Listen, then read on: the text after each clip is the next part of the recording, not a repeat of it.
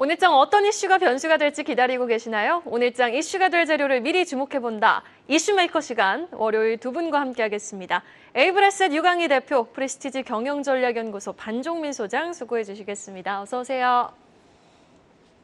네, 우선 유강희 대표님 어떤 이슈 갖고 나오셨습니까?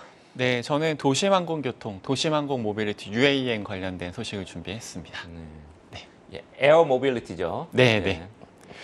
크게 두 가지 정도를 제가 준비를 했는데요. 첫 번째로는 오파브, 두 번째로는 콤팩스 관련된 내용을 준비를 했습니다. 네, 한국형 UAM 오파브 실증 비행이 지난주에 있었습니다. 그 오파브 같은 경우에는 한국항공우주연구원이 개발한 유무인 수직 이착륙기라고 보시면 될 것 같은데요. 한우연이 총괄을 하고 현대자동차 그리고 하나시스템, 베세 에어로스페이스 등이 참여를 했는데 이번 실증 사업을 하기 전에 이미 한 44% 정도 축소된 모델로 38회 정도 시험 비행을 했다라고 합니다.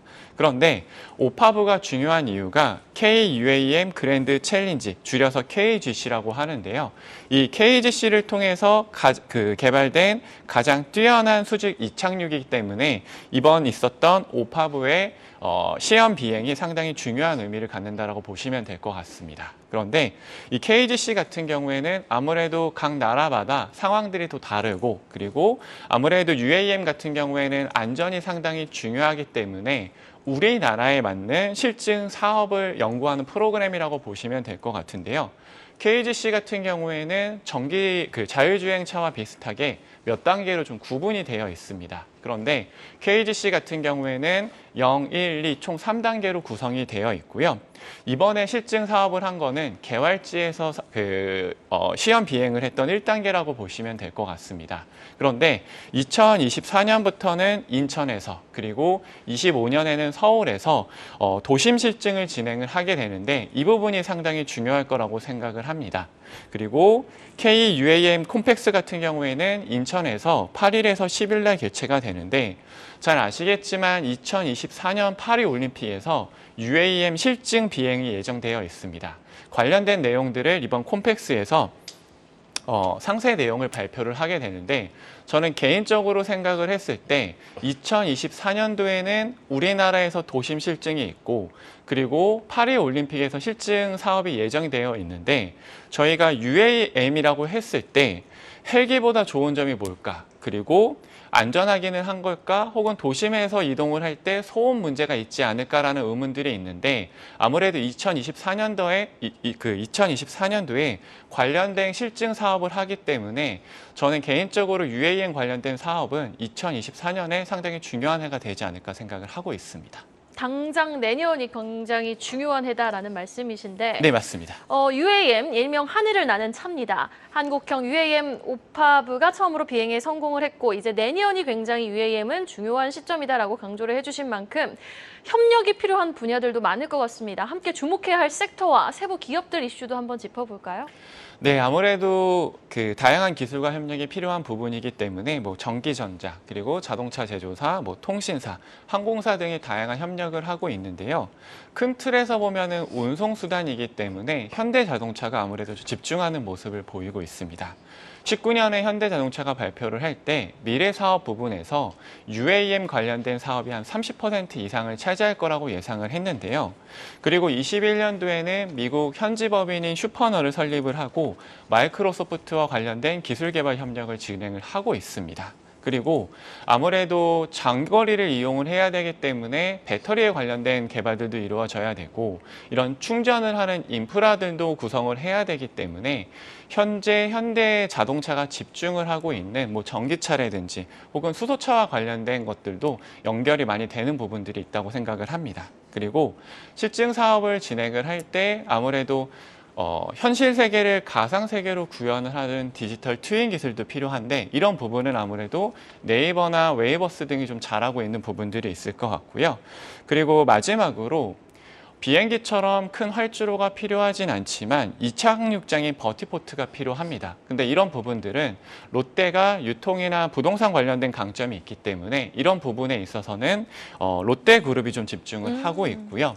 그리고 마지막으로 아무래도 우리나라 같은 경우에는 메가시티, 그러니까 수도권 과밀화 현상이 조금 문제가 되고 있습니다.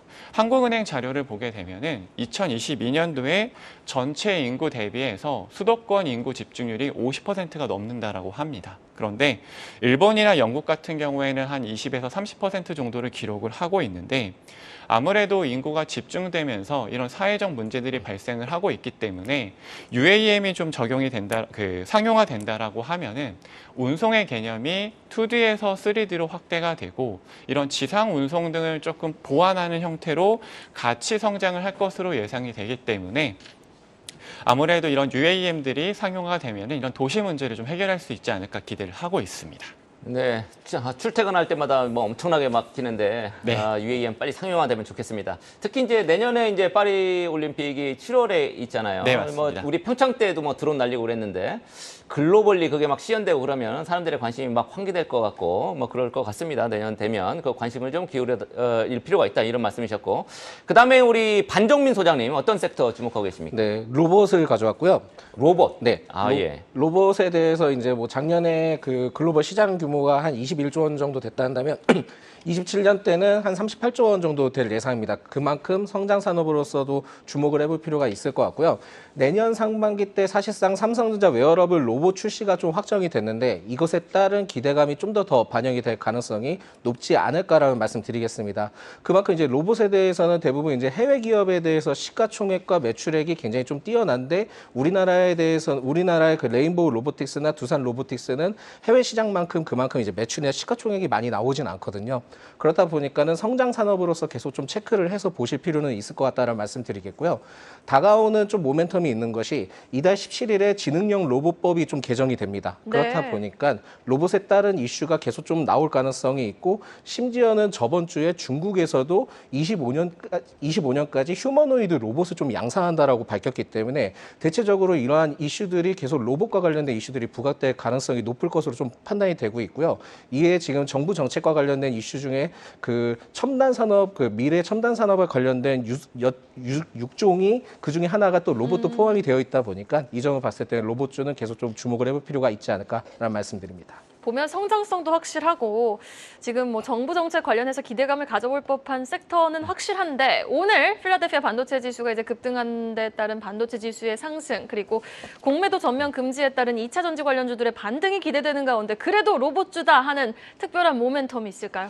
네, 사실상 굉장히 그 10월 그 중순까지 조정을 많이 받았었고요. 이후로부터 지금은 좀 바닥을 다지고 올라오는 시점을 봤을 때는 주목을 해볼 필요가 있지 않을까 보고 있고 여기에서 파악을 해야 될 것은 지금 두산 로보틱스부터 좀 먼저 말씀을 드리기 전에 레인보우 로보틱스는 결국은 삼성전자와 그 협약이 굉장히 좀 잘 되어 있습니다. 그렇다 보니까는 계속 좀 더 이러한 협력 가능성을 두고 주목을 해보실 필요는 있을 것 같고요.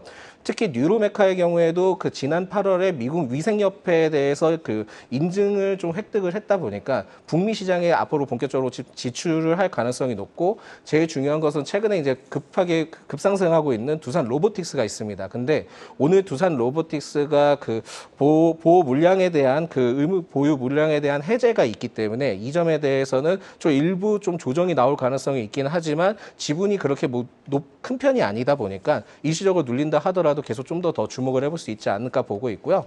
대체적으로 이 로봇과 관련된 종목들의 경우에는 대기업 쪽에서도 굉장히 좀 관심을 많이 갖고 있고 성장성에 대해서도 추가적으로 계속 좀 주목을 하고 있기 때문에 일시적으로 뭐 조정을 받는다 하더라도 지금은 계속 좀 주목을 해볼 필요가 있을 것 같다라는 말씀을 드리겠습니다. 네, 알겠습니다. 자, 삼성도 보핏을 만든다. 로봇이냐? 한국형 UAM의 첫 무인 비행 시연 UAM이냐? 로봇주 vs UAM 관련주. 마지막으로 확실한 기업 선별까지 확인을 해봐야겠죠. 그럼 UAM 관련주 안에서 유강희 대표님은 어떤 기업 좀 주목하고 계십니까? 네, 저는 하나 시스템을 좀 주목을 하고 있습니다. 아무래도 하나 그룹사 간의 시너지 효과도 있을 것 같고요. 그리고 UAM 관련해서 하드웨어와 소프트웨어 둘 다 잘하고 있고 그리고 마지막으로 장기적인 관점에서 파리 올림픽과 도심 실증이 2024년도에 있기 때문에 조금 장기적인 관점에서 접근을 하시면 좋을 것 같습니다. 네, 하나 시스템에 대해서 소개해 주셨고요. 그러면 반종민 소장님 갖고 온 이제 로봇주 그 안에서 어떤 투자 포인트 우리가 찾아볼 수 있겠습니까? 레인보우 로보틱스의 경우에는 기존에 이제 그 다족 보행 기술을 좀 가지고 있습니다. 근데 이번에 삼성전자에서 내놓은 그 보핏이라고 있는데 결국은 이게 거동이 불편하신 분들에게 도움을 주는 로봇이거든요. 그렇다 보니까 이러한 연계점을 봤을 때는 삼성전자의 협력과 관련된 이슈가 계속 좀 부각될 가능성이 있지 않을까 해서 그것도 첫 번째로는 빨리 되면 좋겠네요. 그것도. 네, 그렇죠. 제일 중요한 부분들이라고 생각이 들고 있고 두 번째로는 T 로보틱스입니다. 이 T 로보틱스는 2차 전지 쪽에 그 AMR이라고 있는데 이 AMR 자체가 사실상 자율주행 로봇이라고 보시면 될 것 같습니다. 이쪽에 좀 특화가 되어 있고 동사의 경우에는 이제 반도체나 전기 전자재 쪽에 그 AMR 로봇 테스트를 좀 진행을 하고 있다 보니까 시장성에서도 좀 상당하다라는 말씀 드리겠고요. 특히 10월 수출입 동향에서 북미 쪽에 그 물류 자동화 로봇 쪽이 좀 상승을 했습니다. 수출이 좀 증가를 했기 때문에 이 점을 봤을 땐 T 로보틱스가 연계점이 좀 있지 않나 보고 있고 미국 시장 공급과 양산 거점을 확대 계획을 갖고 있기 때문에 북미 시장에도 좀 주목을 해볼 수 있는 것이 T 로보틱스다라는 말씀드리겠습니다. 로봇주 안에서는 레인보우 로보틱스와 T 로보틱스 그리고 UAM 관련주 안에서는 한화 시스템 선별해 주셨습니다. 자, 월요일 이슈메이커 시간 두 분과 함께 해봤습니다. 에이블에셋 유강희 대표, 프레스티지 경영전략연구소 반종민 소장이었습니다. 말씀 고맙습니다.